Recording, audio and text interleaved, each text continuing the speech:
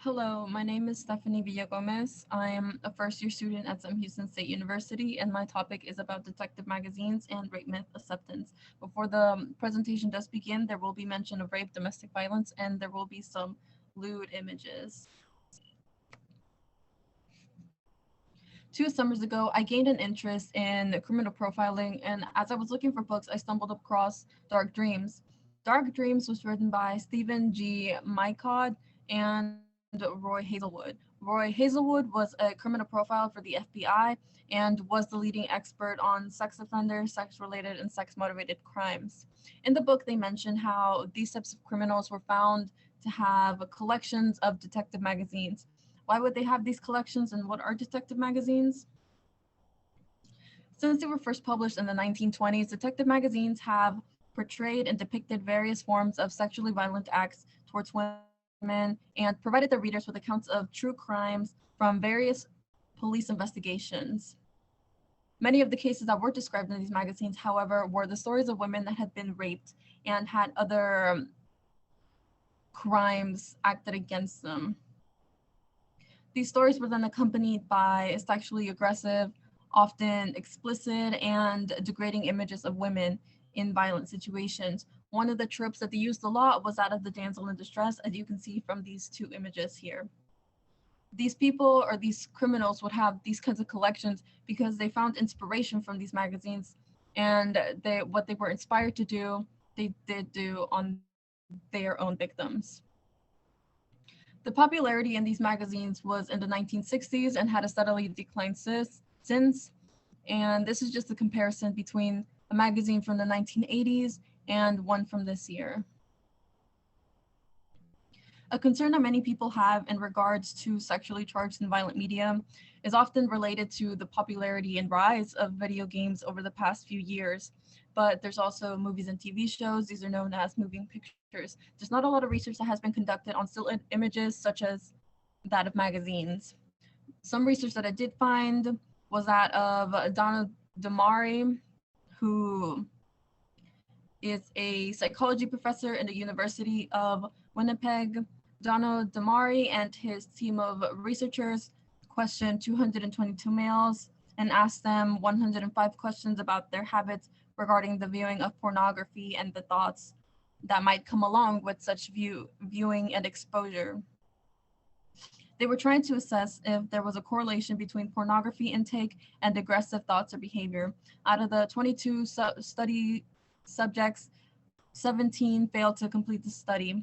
One of the questions given to the participants was a hypothetical situation of being able to take sexual advantage of a woman if there was a lack of penalty to it, to which many of them said that they would do. However, they did mention that this question and finding alone was not enough to conclusively determine that this type of media causes aggressive behavior and fantasies in men. When I was looking for research, I found that researchers often overlooked the effect that the viewing of sexually violent content has on the perception of real women who have gone through sexual violence. Moon Jae Lee is an associate professor in the Department of Public Relations at the University of Florida. Lee and their team of researchers revolve their research around the social cognitive theory. And the social cognitive theory states that we not only learn from direct exposure, but and experiences, but vicariously through symbolic portrayals like that of what we see around us. One of the things being media. Their, their study consisted of 176 participants that were between the ages of 16 through 27. They were randomly assigned to 3 groups. One group observed sexual violence, the other physical violence, and the third group was just a control group. Clips from the crime drama SVU were used through this study, and after viewing the clips, they were given statements to answer relating to their opinions of gender roles, victims of sexual abuse, the acceptance of rape myths, and other things. From their research, they concluded that the viewing of sexually violent media had a significant gender difference on gender stereotypes in which males actually scored higher than women did. Since there's not a lot of research has been conducted on still images, which are the opposite of movies and video games and TV shows, I wanted to focus my research around detective magazines as they were a type of media that had a lot of explicit material. So this leads to the question, how do contemporary detective magazines, images, and illustrations influence males 18 to 26 attitudes towards sexual violence against women.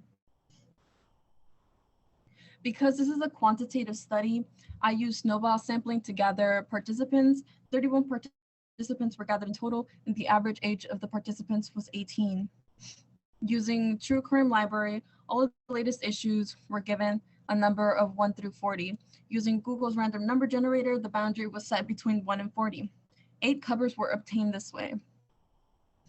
12 of the statements used in the study were taken from the previous study mentioned, from Lee and their colleagues, since they were focusing on gender norms and rape myths, along with domestic abuse and violence. The age range was also taken from their study, as they used something similar, that being 16 to 27, while mine focuses on males ages 18 to 26. After they viewed the images, they were asked whether they agreed or disagreed on a statement based on a 5-point Likert scale. These statements were asked to determine their gender bias, their opinions on domestic abuse, and other aspects that related to such matter like that of rape. Afterwards, the questions were separated based on what matter they dealt with, either it being domestic violence or rape myths. Stimuli was used to elicit a response from the participants. 8 images were used in total, and they had 5 minutes to view one image, and then out of 8 images were used total, so they had 5 minutes to view each image. After they viewed the images, however, they were asked to give their opinion on both topics of domestic violence and rape myths, because these statements explicitly set things that pertain to both domestic violence and rape. They could deny to answer a question if they did not feel comfortable to keep going with the study, as they were under no obligation to do so. This research sought to analyze if the images in detective magazines had a negative effect on the male viewer aged 18 to 26, and if it changed their attitudes towards women who had been affected by sexual violence. Out of the 31 participants, 1 failed to fully complete the study, therefore they were excluded from the results. My research demonstrated that after viewing the images, males were more likely to choose the moral answer in regards to questions that related to domestic violence. However, when it came down to rape myths, the answers were far more varied. The participants were given the option to remain neutral on any statement. However, due to the nature of the subject, one can only assume that they had an answer, but they chose not to disclose to avoid being in the wrong. As we can see in Table 1, the 23 out of 30 participants strongly disagreed that in the statement, if a woman refuses to have sex with her husband, she deserves to be beaten. We can see that relatively all of the participants agreed on the statement. In Table 2, it pertains mostly to rape, and here's where we see the variance in numbers. The column with the most neutrality was a girl that was raped, let a guy on, and then had regrets. 12 out of the 30 participants remained neutral on this subject. The highest number of agreements was with the statement, "It cannot be considered rape if she doesn't fight it," to which 17 of the 30 participants strongly disagreed. However, the column with the closest number of answers together would be to the statement, "Guys do not intend to force sex. Sometimes they just get too carried away." None of the numbers here stand out, and they are all relatively close to each other.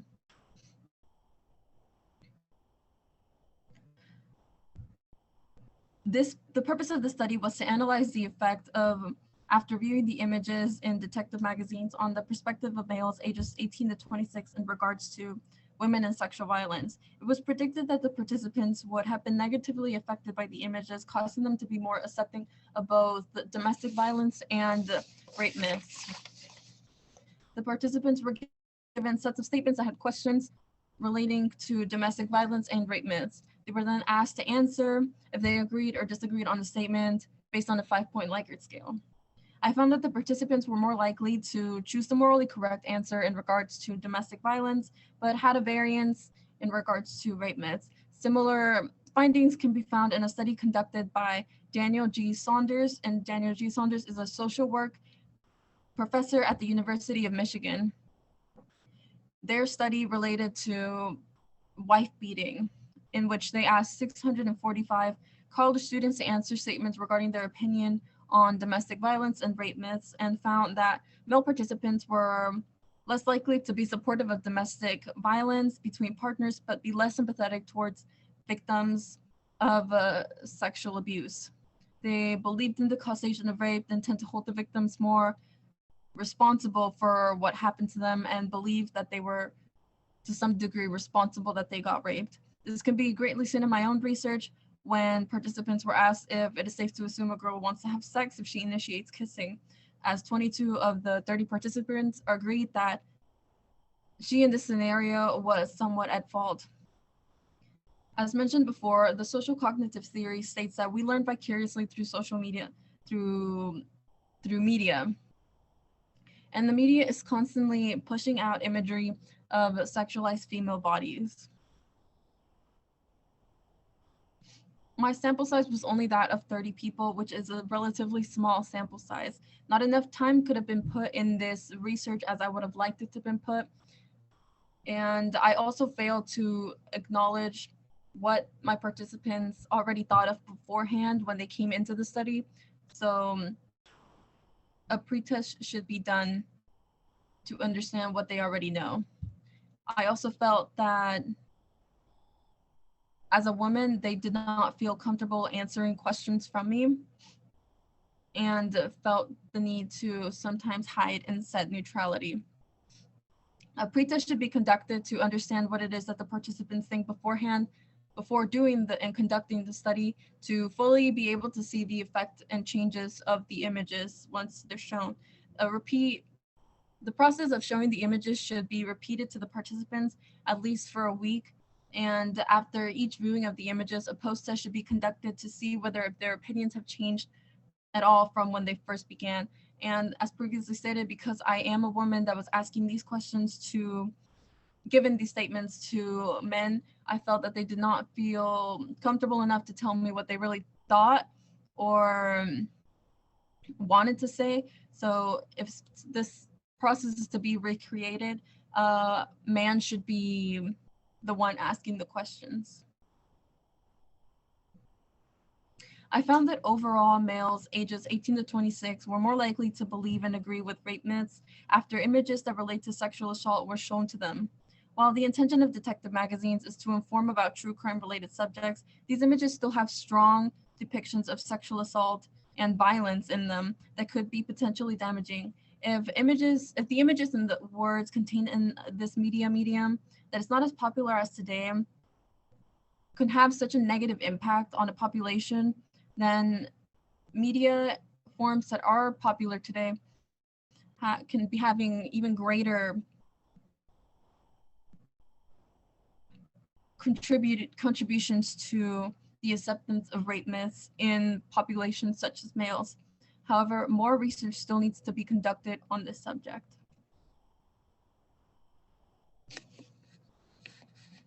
Thank you.